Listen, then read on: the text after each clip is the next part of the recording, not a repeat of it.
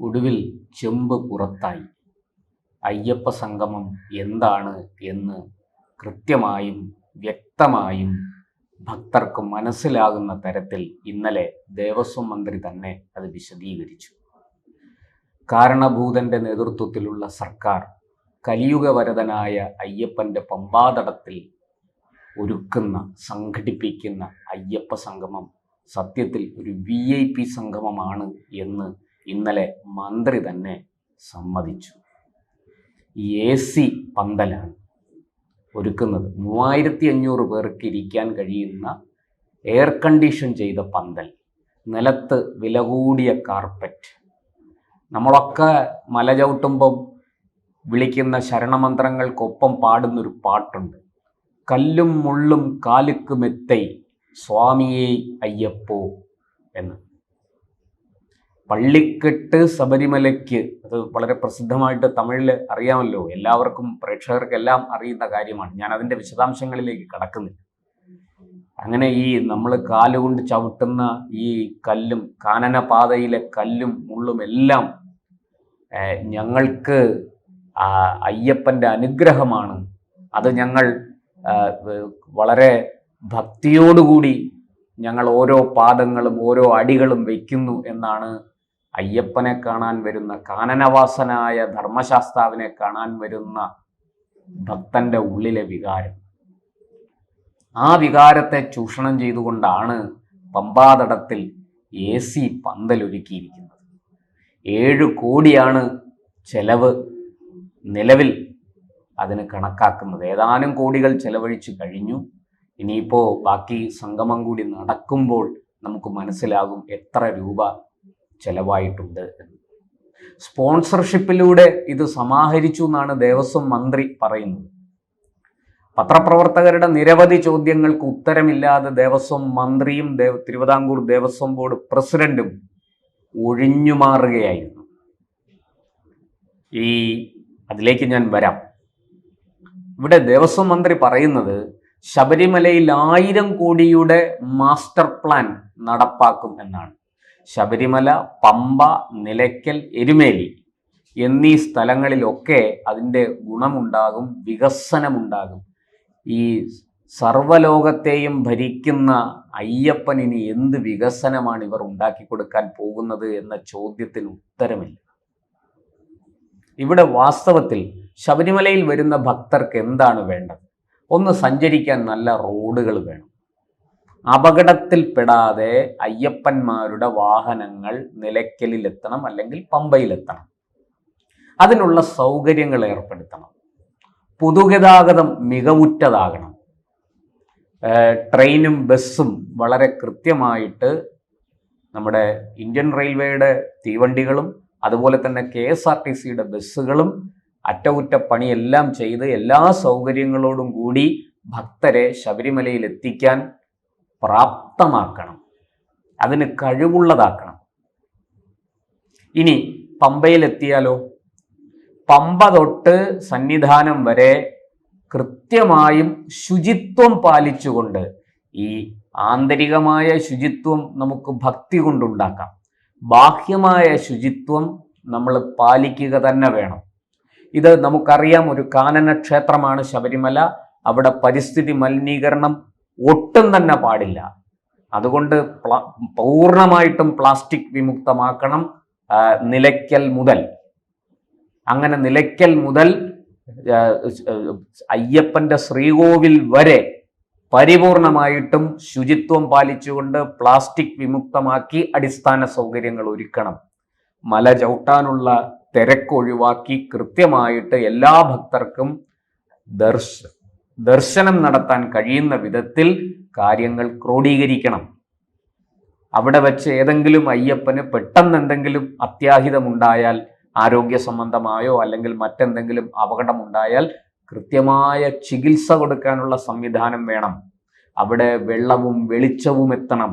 Electricity കൃത്യമായിട്ട് അണമുറിയാതെ അവിടെ വിതരണം ചെയ്യണം, വിദ്യുത് ശക്തി. ഇതൊക്കെയാണ് അടിസ്ഥാന സൗകര്യങ്ങൾ. അവിടെ വരുന്ന ഭക്തന്റെ മനസ്സ് നിറയണം.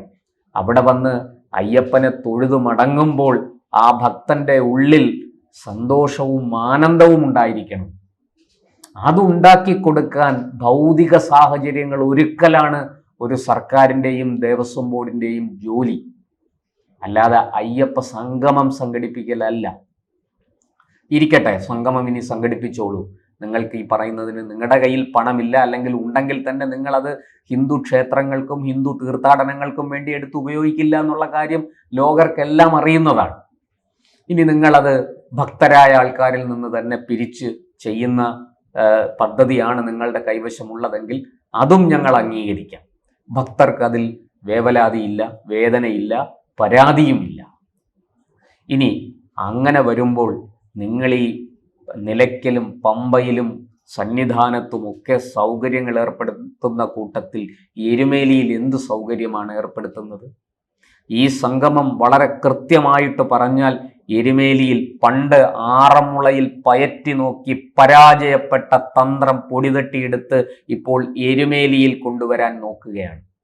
മുമ്പ് ആറന്മുളയിൽ ഒരു വിമാനത്താവളത്തിന് വലിയ പരിശ്രമം നടത്തി. നമ്മുടെ നാട്ടിലെ മാറി മാറി ഭരിച്ച മുന്നണി സർക്കാരുകളെല്ലാം ഇക്കാര്യത്തിൽ വലിയ സ്വപ്നങ്ങളും പ്രതീക്ഷകളും വെച്ചു. കാരണം വിമാനത്താവളത്തിൻ്റെ നിർമ്മാണത്തിലൂടെ ലഭിക്കുന്ന കോടികൾ അത് ലക്ഷ്യമിട്ട് പലരും വട്ടമിട്ട് പറന്നു. പക്ഷേ അത് അയ്യപ്പസ്വാമിയും ആറന്മുളയപ്പനും ചേർന്ന് അതിനെ പരാജയപ്പെടുത്തി. കടുത്ത പാരിസ്ഥിതിക ദോഷങ്ങൾ ഉണ്ടാക്കുന്നതാണ് അത് എന്ന് തെളിയുകയും കേന്ദ്രത്തിൻ്റെ വനം പാരിസ്ഥിതിക വകുപ്പിൻ്റെതടക്കം ഒരു വകുപ്പിൻ്റെയും അനുമതി അതിന് ലഭിക്കുകയും ചെയ്തില്ല. അതോടുകൂടി ആറന്മുള വിമാനത്താവളം അടഞ്ഞ അധ്യായമായി. ആ ഫയല് എരുമേലിയിൽ കൊണ്ടുവന്ന് തുറക്കാനാണ് സർക്കാർ ഈ അയ്യപ്പ സംഗമം നടത്തുന്നത് എന്ന ആക്ഷേപവും ആരോപണവും ഭക്തരുടെ ഭാഗത്തു നിന്ന് ഉയർന്നു കഴിഞ്ഞു. അതിൽ കഴമ്പുണ്ട്, അത് തള്ളിക്കളയാവുന്നതല്ല. അങ്ങനെ അയ്യപ്പ സംഗമം എരുമേലിയിൽ ഒരു വിമാനത്താവളം കൂടി കൊണ്ടുവരുന്നു. ഈ അയ്യപ്പനെ കാണാൻ വരുന്ന ഭക്തർ വ്രതശുദ്ധിയോടുകൂടി തപസ്സോടുകൂടിയാണ് വരുന്നത്. അവർക്കിതൊന്നും ഒരു ബുദ്ധിമുട്ടല്ല. അവിടെ നടന്നു കയറുന്നത്, അവിടെ ഈ ദിവ്യാംഗനർ, നമ്മുടെ പ്രധാനമന്ത്രി നരേന്ദ്രമോദി പറഞ്ഞതുപോലെ ദിവ്യാംഗനരായ ശാരീരികമായ ബുദ്ധിമുട്ടുകളുള്ള ദിവ്യാംഗനരുണ്ട്. അവർ പോലും ഈ മല മുഴുവനും താണ്ടി കല്ലും മുള്ളും ചവിട്ടി അവിടെ എത്തി പൊന്നു 18-ാം പടി കയറി ശബരിമലയിൽ വന്ന് അയ്യപ്പനെ കാണുന്നു. അത് ഭക്തിയുടെ ഭാഗമാണ്, തപസ്സാണത്, അത് വ്രതമാണ്. അങ്ങനെ ആ വ്രതം 41 ദിവസത്തെ കഠിന വ്രതം ബ്രഹ്മചര്യത്തോടുകൂടി ആ കഠിന വ്രതം എടുത്തുകൊണ്ടാണ് അയ്യപ്പന്മാർ അവിടെ വരുന്നത് തത്വമസി സാക്ഷാത്കരിക്കാൻ. എൻ്റെ ഉള്ളിലും ഈ മഹാപ്രപഞ്ചത്തിലും നിറഞ്ഞിരിക്കുന്നത് ആ ഒരേ ഒരു ശക്തിയാണ് എന്നവർ തിരിച്ചറിയുന്നു. അങ്ങനെ വരുന്ന ഭക്തർക്ക് വിമാനം ആവശ്യമില്ല.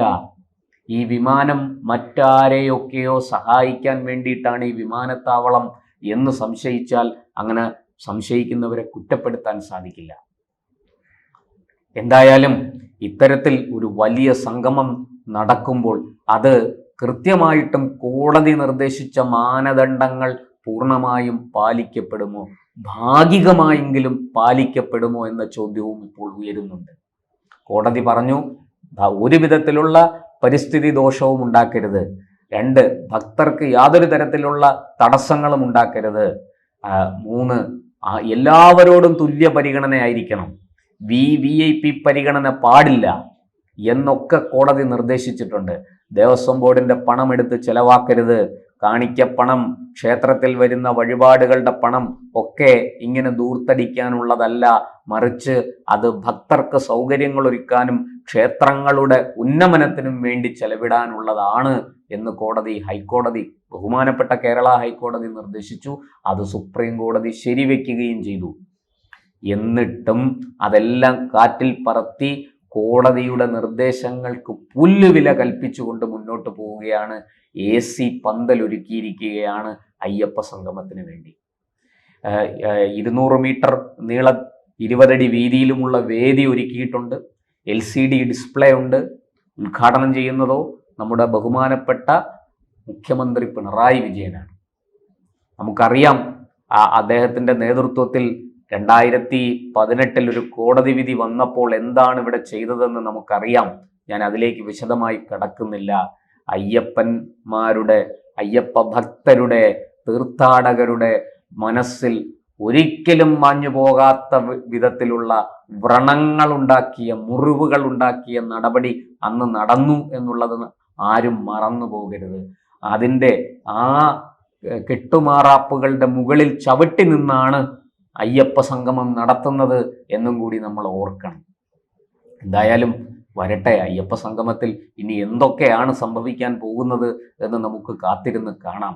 എന്തായാലും കോടതിയുടെ മാനദണ്ഡങ്ങൾ ആദ്യമേ തന്നെ കാറ്റിൽ പറത്തിക്കൊണ്ടാണ് അയ്യപ്പ സംഗമവുമായിട്ട് സംഘാടകർ മുന്നോട്ട് പോകുന്നതെന്ന് വ്യക്തമായിട്ടുണ്ട്.